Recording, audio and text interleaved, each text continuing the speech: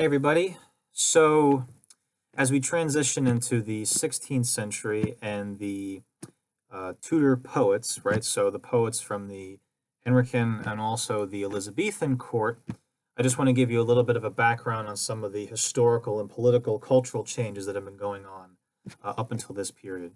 So I think that there are two very significant developments during this time, right? One is the Protestant Reformation, which had a significant impact across Europe generally and specifically in England, right? The Protestant Reformation in England sort of happened, uh, was ancillary to the larger movement, at least initially, because the reason why Henry decided to have the whole nation of England leave the Catholic Church was for more power over who he was going to decide to marry, right? In order to leave his marriage and also to marry somebody else, right?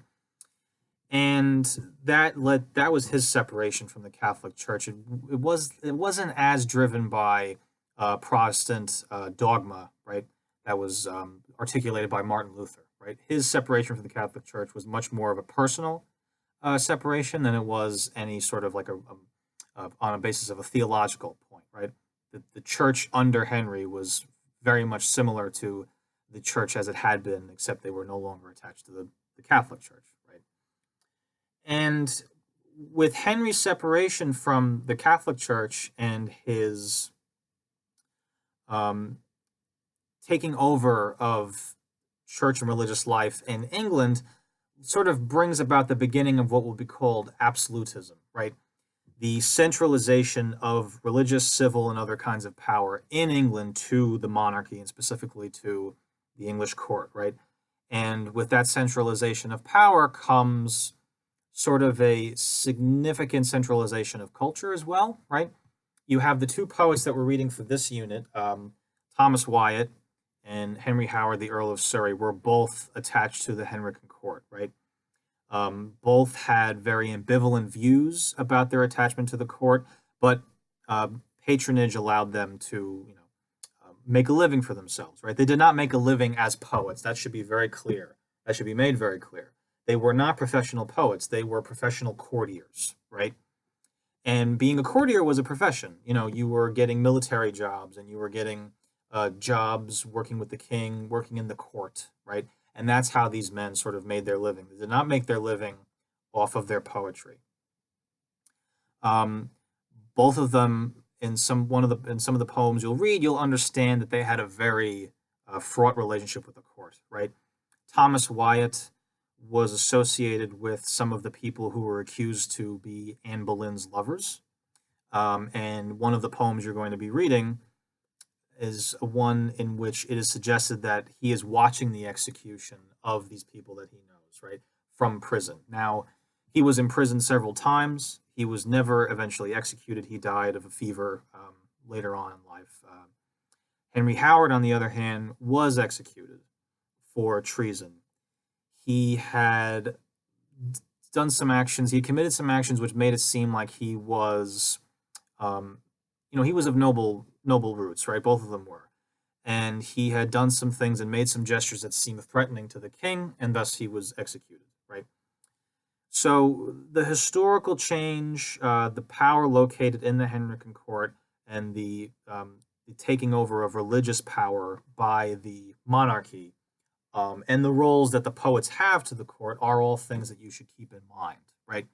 Now, we also need to talk about the idea of Renaissance, right? This rebirth of interest in classical literature and study, right? Not that nobody was reading Greek or Latin, especially. Not that nobody was reading Latin before this, but there was much more of an emphasis on an education in the classics and an education in the classics that would make one a better, more effective courtier, a more effective citizen, right? Education in rhetoric, education in classical literature, reading Latin. Latin is, even with the change in the move towards the vernacular Bible, right, becomes English vernacular Bible becomes a thing. William Tyndale uh, writes the first vernacular Bible in English. Latin is still the language of diplomacy, right? So being able to know Latin has a significant effect on one's ability to operate in the political realm, right? But more is being made available in English. Henry Howard writes a translation of two books of the um, two books of the Aeneid, right? He writes a vernacular translation of classical texts, right? And one other thing that Henry Howard does is both he and Thomas Wyatt import. Uh, they're working with that from the medieval tradition, right? The tradition started by Chaucer and them, and they're also following in the Petrarchan tradition, right? Petrarch writes this collection of 360 plus poems, the Canzonieri, right? Italian poems, and he writes sonnets. Sonnets are basically just short poems, but we think of sonnets as being distinctly love poems, right? So Wyatt and Surrey both become the first sort of like quote unquote English sonneteers, right? Wyatt comes before Surrey, but Surrey writes what is now known as um, the English sonnet, right? The English sonnet in iambic pentameter with the very familiar rhyme scheme, the kind of sonnet that you will see um, in Shakespeare, in Sidney, and in Spenser, right? And that's sort of where we get the connection between love poetry and the sonnet, right? But traditionally, a sonnet is just a short poem, right? Structurally, with sonnets, what you need to think about is sonnets are in many ways rhetorical, and what I mean by that is that they usually propose and investigate a problem, right? And that problem may be related to love. That problem may be related to the court, to politics. It could take on a number of different forms. We'll see later how later poets usually they use the sonnet to explore issues of love, but also issues related to religion and issues related to writing itself. It becomes much more like a self-conscious sort of form, right? That's how the sonnet sort of evolves later on.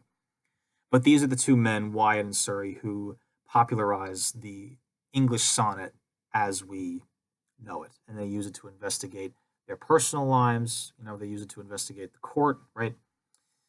And I think if I were to describe the differences between Wyatt's style and Surrey's style, they're traditionally broken up into the plain Wyatt and the sugared middle style Surrey, right? Surrey's is much more sort of introspective and much more emotive, right? These images that are supposed to convey a certain meaning about one's interior life, one's emotional state. And his poems are very melancholic, very depressive in a sense, right? And Wyatt's poetry is much more investigative of, I think, issues, right? And the way that he uses a metaphor, you'll notice, is that sometimes the metaphor representing a particular thing, like love, kind of takes over at the end, and the metaphor becomes the focus as opposed to the issue of love or something like that, right?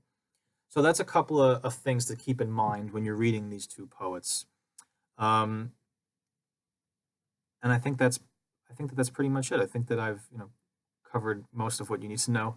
Um, So bear in mind their relationship to the court. Keep in mind some of their autobiographical history. I don't want you to use too much of that when you're writing your post, but please do keep these things in mind, and keep in mind the structure of the sonnet and how the sonnet works.